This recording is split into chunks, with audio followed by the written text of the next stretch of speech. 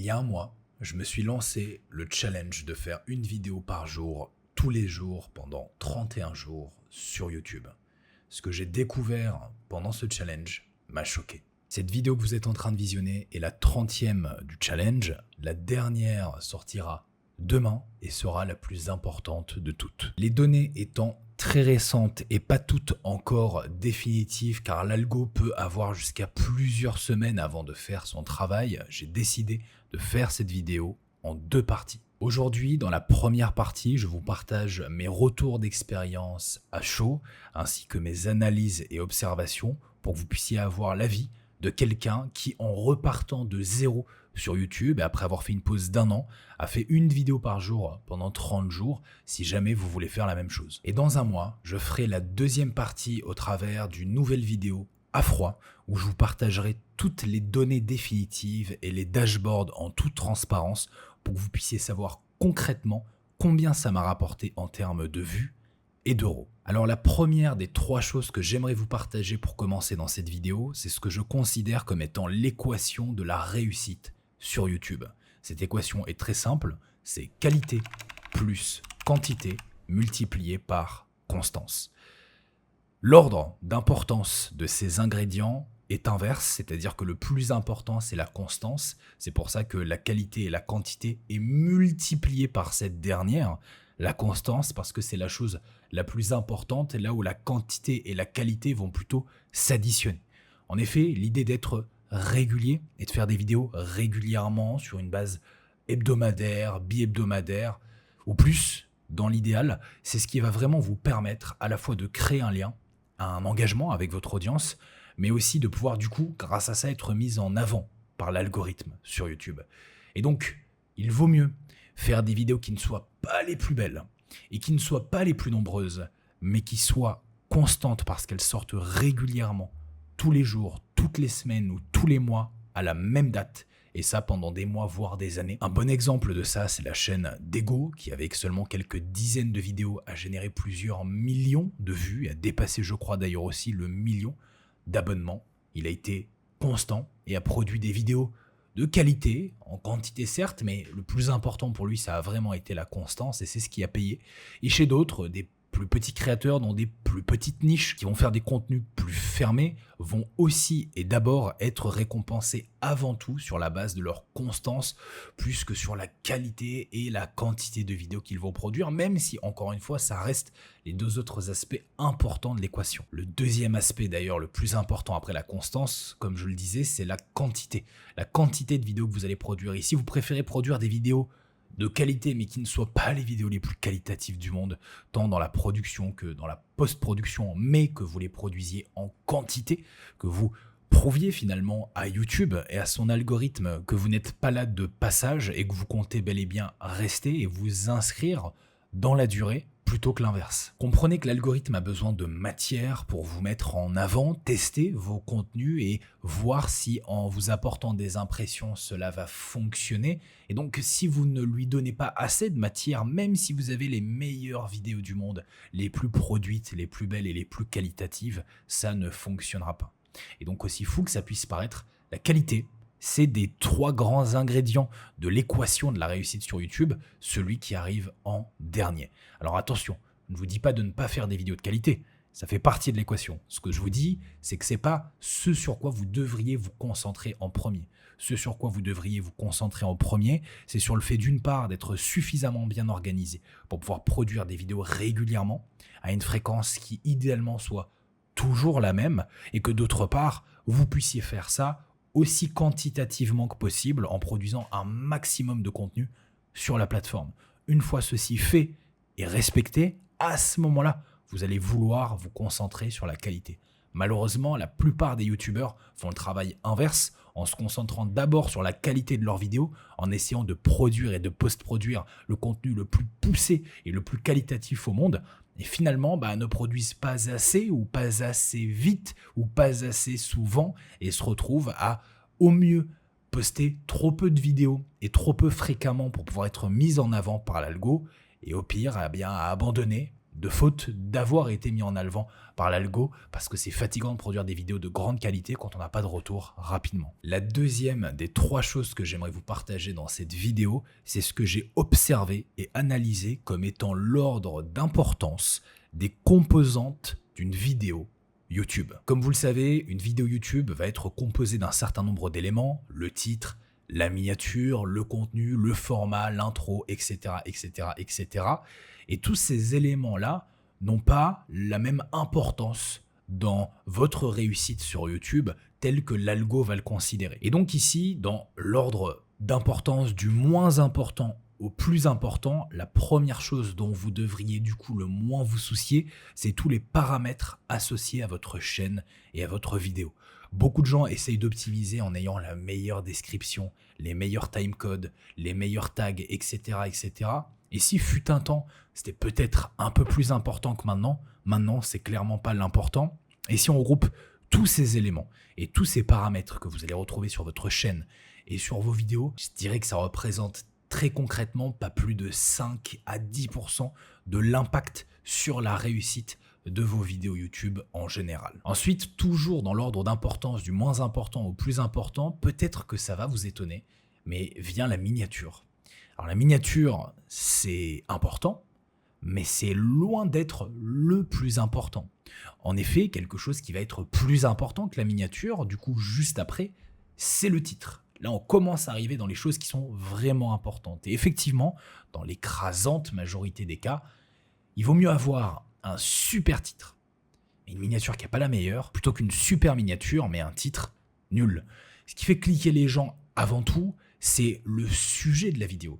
Et le sujet de la vidéo, le meilleur moyen de le connaître avant de cliquer, c'est de le titrer. C'est de pouvoir voir en lisant ce dont ça va parler.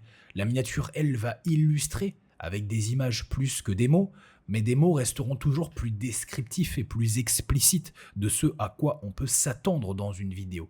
Et en fonction, encore une fois, des niches et des thématiques que vous allez traiter sur YouTube, dans mon cas, je parle de business et je fais de l'éducation, c'est très important que mes titres soient très descriptifs et que ceux qui recherchent des vidéos sur YouTube sur ces sujets ou non, mais qui vont leur être recommandés par l'algorithme YouTube, puissent savoir très rapidement ce dont mes vidéos vont parler. Et pour ça, effectivement, le titre va être plus important que la miniature. Mais plus important encore que le titre vient après le format. Alors le format, c'est quoi ? Eh bien c'est la forme de votre vidéo, c'est-à-dire en l'occurrence pour celle-ci, l'idée que je me pose devant ma caméra et que je vous parle comme si vous étiez là. Ça c'est le format. Si j'avais décidé de faire un format vlog ou un format podcast, eh bien j'aurais utilisé un autre format, un format différent pour faire ma vidéo sur YouTube. Et le format est super important. Tout simplement parce qu'aujourd'hui, il en existe un certain nombre et que ceux qui marchent le mieux aujourd'hui sont en un nombre limité. Ce qui signifie que si vous innovez à essayer d'inventer un nouveau format qui n'a jamais été fait, il y a de très grandes chances que cela ne fonctionne pas. Alors qu'à l'inverse, si vous utilisez un format qui marche déjà et est utilisé dans votre thématique, eh bien, il y a plus de chances que cela fonctionne. Et effectivement, le titre, c'est ce qui va faire cliquer, mais le format, c'est ce qui va faire rester, en partie. Et je vous garantis que YouTube va préférer une vidéo où le taux de clic n'est pas aussi haut, mais où les gens restent en voyant le contenu, plutôt que l'inverse. Et je reviendrai sur les métriques dans un instant. Maintenant, plus important que le format, évidemment, il va s'agir du contenu en lui-même, du sujet, de ce que vous racontez dans votre vidéo. Parce qu'encore une fois, le format a beau être le meilleur et le mieux choisi par rapport à votre thématique, si le sujet, le contenu, le fond est pas bon, ça ne fonctionnera pas. Le sujet de votre vidéo est au fond ce que le format est à la forme. Voyez le format comme l'emballage et le sujet comme le contenu de votre vidéo. Et donc la deuxième chose la plus importante qui est à soigner dans vos vidéos, c'est évidemment le contenu. C'est ce que vous allez partager, retranscrire, transmettre aux gens qui vont regarder votre vidéo. Et si ce contenu n'est pas bon, malheureusement, ça ne marchera pas. Ce qui m'amène au dernier point le plus important de cette liste des composantes d'une vidéo YouTube, c'est l'introduction. Alors pourquoi l'introduction d'une vidéo est l'élément le plus important ?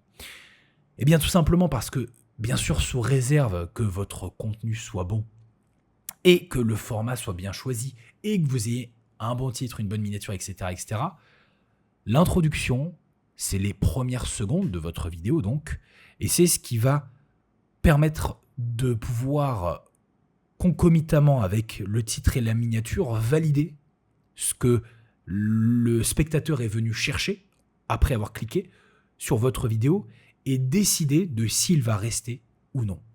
Et ici, vous avez beau avoir le meilleur titre, la meilleure miniature, le meilleur format et potentiellement un super sujet et un super contenu, si l'intro n'est pas bonne et qu'elle ne donne pas envie aux gens de regarder la vidéo, ils ne la regarderont tout simplement pas. Même s'ils ont cliqué, même si la miniature et le titre les a intéressés, et même si le contenu et le format sont bons et bien choisis. L'intro, c'est la chose la plus importante. Maintenant, encore une fois, c'est pas parce que c'est la chose la plus importante que le reste ne l'est pas. À nouveau, il y a un ordre, et il vous faut absolument que si vous ayez une bonne intro, vous ayez aussi un bon contenu, parce que sinon les gens ne resteront pas, que vous ayez un bon format, sinon ça sera inadapté à votre thématique, et évidemment que vous ayez un bon titre, une bonne miniature, etc. etc. Ce qui m'amène au troisième et dernier des 3 points que je voulais vous partager dans cette vidéo, et qui va justement concerner ici les métriques. Alors les métriques, ce sont toutes les données liées à votre vidéo, que ce soit les vues, les likes, les commentaires par exemple. Et ici, j'aimerais à nouveau vous partager ce que j'ai pu observer et analyser après 30 jours de publication intensive comme étant l'ordre d'importance des métriques d'une vidéo YouTube. Quelles sont les métriques les plus importantes et quelles sont les métriques les moins importantes? Ici, je vous invite à être très attentif parce que j'ai été très surpris d'apprendre quelque chose sur les vidéos YouTube qui a complètement changé ma vision de la plateforme. Alors la métrique la moins importante, comparativement à ce que vous pouviez peut-être penser, c'est les likes et les dislikes. En effet, YouTube n'en a pas grand-chose à faire de si votre vidéo est likée ou dislikée. En vérité, les likes et les dislikes ne vont servir aux spectateurs qu'à faire savoir s'ils ont aimé ou non, et aux créateurs, juste à flatter son ego et savoir si son contenu a été bon ou non. Mais un contenu qui a été fortement disliké peut tout à fait bien marcher, et un contenu qui à l'inverse a été fortement liké peut tout à fait ne pas marcher. Donc c'est pas un indicateur très pertinent parce qu'il va s'agir de définir et déterminer la qualité d'une vidéo. Même chose pour la métrique d'après, les commentaires. C'est une métrique un peu plus importante que les likes et les dislikes qui démontre un peu plus de l'engagement de l'audience sur une vidéo, mais c'est encore une fois pas vraiment quelque chose qui va intéresser YouTube et lui envoyer un signal comme étant qu'une vidéo doit être mise en avant. Malheureusement, c'est pas ça le plus important. Maintenant, ce qui va être important, et j'y reviendrai, c'est quelque chose qui est lié aux commentaires, notamment par rapport au temps que vont passer les gens à les écrire. Encore une fois, j'y reviendrai dans un instant.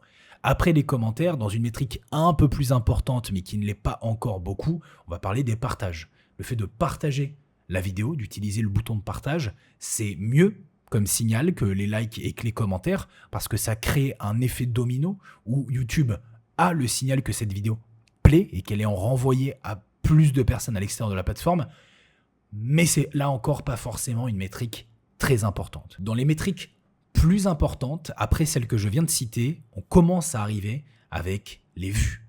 Et oui, il fallait bien que ça arrive à un moment donné. Les vues, c'est important, mais c'est pas le plus important. On est ici sur une métrique, on va dire, de moyenne importance.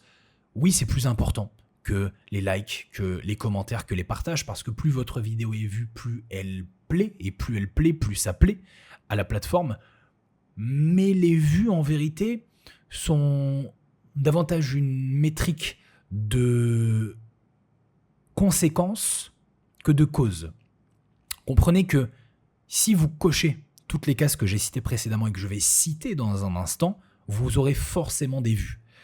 Mais les vues, ce n'est pas de là que ça part, c'est là que ça finit. Donc comprenez que c'est parce que vous avez fait un certain nombre de choses avant que vous avez obtenu des vues et que c'est pas en obtenant des vues que vous devrez faire un certain nombre de choses. Ce qui m'amène à l'une des 3 métriques les plus importantes d'une vidéo YouTube, le CTR. CTR ou Click-Through Rate, c'est le taux de clics par impression sur votre vidéo YouTube. Alors concrètement, qu'est-ce que ça signifie? Eh bien, ça signifie que lorsque vous allez publier une vidéo, YouTube va lancer des impressions, va la tester auprès d'abord de vos abonnés et puis ensuite d'audience plus large. C'est important de comprendre que les premières personnes à voir vos vidéos, c'est ceux qui sont abonnés. Puis après, ça va être un contingent de personnes qui ne sont pas abonnées, en général de petite taille. Puis si ça a bien marché sur ce contingent, ça va être un autre contingent de personnes de plus grande taille et ainsi de suite jusqu'à ce que ça ne marche plus. entre guillemets. Et quand vous allez voir une vidéo apparaître sur YouTube, notamment sur la page d'accueil ou en recommandation, eh bien le nombre de fois où elle va apparaître par rapport au nombre de fois où les gens ont cliqué dessus, eh bien c'est ça, le CTR. C'est-à-dire que c'est le nombre de personnes qui vont cliquer sur une vidéo par rapport au nombre de fois où ils l'ont vue. Donc si, lorsque 100 personnes la voient, il n'y en a qu'une seule qui clique dessus, cela signifie que vous n'avez qu'1% de CTR. Une personne sur 100 qui clique lorsqu'il la voit apparaître sur YouTube.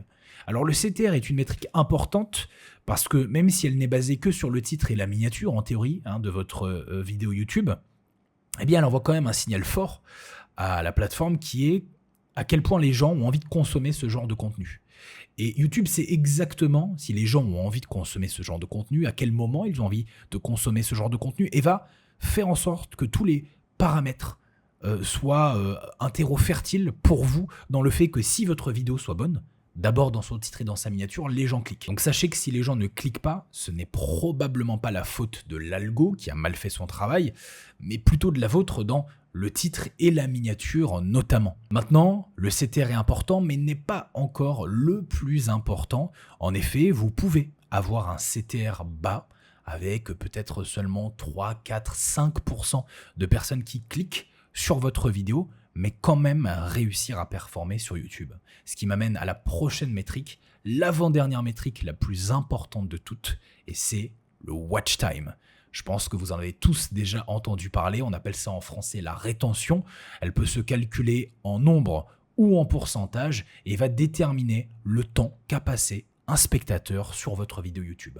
Plus le temps passé par un spectateur sur votre vidéo YouTube est long, mieux ce sera reçu par l'algorithme YouTube et plus votre vidéo sera mise en avant. C'est donc l'une des métriques les plus importantes de la plateforme sur YouTube, puisqu'en effet, l'intérêt de la plateforme, et encore une fois, j'y reviendrai dans un instant lorsque je vais vous révéler la dernière métrique, c'est de faire rester ses utilisateurs dessus. Et si vous arrivez à créer un contenu qui est suffisamment bon pour que les gens le regardent le plus longtemps possible, eh bien sachez que c'est ce que YouTube va préférer. Le watch time, c'est donc l'une des métriques les plus importantes, et pour pouvoir l'améliorer, il faut évidemment que votre contenu soit de qualité, que le format soit bien choisi, que le montage ne soit pas trop mal fait, et que vous créez aussi plusieurs choses qui vont faire rester le spectateur, le captiver, le garder en haleine, notamment en créant ce qu'on appelle des open loops, par exemple en partageant 3 points, comme je l'ai fait dans cette vidéo, vous disant qu'il allait avoir 1, 2, 3 points, vous allez avoir envie d'aller jusqu'au bout pour connaître ces 3 points. Demandez, par exemple, de rester attentif pour regarder la vidéo jusqu'au bout, éventuellement offrir quelque chose ou promettre quelque chose, mais évidemment à condition de respecter ce que vous dites, c'est très très important pour créer de l'engagement avec les spectateurs reviennent, mais effectivement le watch time c'est la deuxième métrique la plus importante de la plateforme. Nous arrivons maintenant à la métrique la plus importante, et ici il va être important de vous expliquer pourquoi c'est la métrique la plus importante, puisqu'en effet il va s'agir des impressions. Alors les impressions, concrètement, qu'est-ce que c'est? Je l'ai cité précédemment, cela diffère des vues. Ici, il ne s'agit pas du nombre de personnes qui vont visionner votre vidéo, mais il s'agit du nombre de personnes qui vont voir votre vidéo. Quand je dis voir, c'est toutes les personnes qui vont, à un moment donné, en naviguant sur YouTube, que ce soit sur la page d'accueil, dans la barre de recherche ou dans leurs recommandations, voir apparaître votre vidéo sur YouTube. Et ici, il faut que vous compreniez quelque chose de très important, qui est que vous pouvez contrôler les impressions. En effet, vous n'avez pas un contrôle direct dessus, de la même façon que vous l'aurez davantage avec le taux de clic, par exemple, ou sur les vues, bien sûr. Mais en vérité, YouTube ne décide que partiellement d'envoyer plus ou moins d'impressions sur l'une de vos vidéos YouTube, ce qui détermine la raison principale pour laquelle vous allez avoir des impressions, c'est vous et c'est votre contenu. J'ai observé quelque chose d'assez fou avec mes vidéos sur YouTube, c'est que certaines avaient une rétention, donc un watch time excellent, un taux de clic extraordinaire, où cela prouvait qu'en plus d'avoir une bonne intro, un bon contenu, un bon format, j'avais aussi un bon titre, une bonne miniature, mais qui pourtant ne faisait pas beaucoup de vues. Et si elle ne faisait pas beaucoup de vues, c'est tout simplement parce que j'ai constaté qu'elle ne faisait pas beaucoup d'impressions. En effet, même si vous avez un super taux de clic et une super rétention, ce qui va déterminer directement les vues, c'est les impressions, c'est-à-dire le nombre de fois où YouTube va montrer votre vidéo aux gens. Et effectivement, d'autres fois, j'avais pas forcément un super watch time, j'avais pas forcément un super taux de clic, et pourtant, mes vidéos faisaient plus de vues et avaient donc plus d'impressions. Et à partir de là, j'ai essayé de comprendre pourquoi, en me demandant comment ça se fait que j'ai des vidéos qui sont pas forcément autant aimées, autant visionnées, et qui ne font pas autant cliquer, mais qui marchent mieux que celles qui ont tous ces avantages-là. Et en fait, ce que j'ai compris, c'est quelque chose que peut-être personne ne vous partagera sur YouTube, c'est que la réussite d'une vidéo est avant tout basée sur à quel point elle va permettre aux gens non pas juste de rester sur la plateforme parce qu'ils visionnent votre vidéo, mais de rester sur la plateforme tout court. Et il y a certaines vidéos qui, en exploitant certains sujets, avec certains formats qu'on va pouvoir voir par rapport au titre à la miniature, qui vont mieux marcher que d'autres, qui vont s'inscrire davantage dans une tendance où YouTube sait mieux que vous que cela va faire retenir et rester les utilisateurs sur la plateforme, pas forcément que sur votre vidéo, mais sur toutes les vidéos qui vont être proposées. En effet, sachez que les impressions ne se basent pas juste sur le comportement des utilisateurs par rapport à votre vidéo, mais par rapport à toutes les vidéos qu'ils ont vues avant la vôtre et qu'ils vont voir après la vôtre. Et si en effet votre vidéo fait de superbes clics et qui a un super taux de rétention, mais qui, lorsqu'ils ont fini de la visionner, les spectateurs s'en vont de la plateforme et ne reviennent pas, ça c'est pas forcément à l'avantage de YouTube. Et donc c'est important de penser nos vidéos de telle sorte à ce qu'on veuille qu'elles s'inscrivent dans une tendance de fond par rapport à la thématique dans laquelle on est. Et en effet, il y a un ou plusieurs types de contenus qui vont mieux marcher potentiellement pendant certaines saisons, à certains moments, et le fait de comprendre et d'exploiter ces tendances par rapport à votre thématique, c'est super important pour faire en sorte que vous puissiez faire rester les spectateurs non pas juste sur vos vidéos, mais sur la plateforme en général. Ça doit être votre priorité numéro 1. Alors ici, je ne vous dis pas de vous inspirer ou de copier-coller à tout prix ce qui marche déjà dans votre industrie, mais plutôt de comprendre les tendances de fond et d'essayer avec votre authenticité, votre singularité, de créer des contenus originaux et uniques qui ne vont pas réinventer la roue, mais capitaliser sur quelque chose qui fonctionne déjà. Et si vous faites ça, et que vous faites évidemment tout ce que j'ai cité précédemment, il n'y a aucune chance que vous ne réussissiez pas sur YouTube. Si cette vidéo vous a plu et que vous ne voulez pas manquer la deuxième partie qui sort d'ici environ un mois, je vous invite à vous abonner et activer la cloche de notification pour ne pas manquer ça. Et d'ici là, je vous remercie d'avoir regardé celle-ci jusqu'au bout. Je vous dis à très bientôt et en attendant, prenez soin de vous.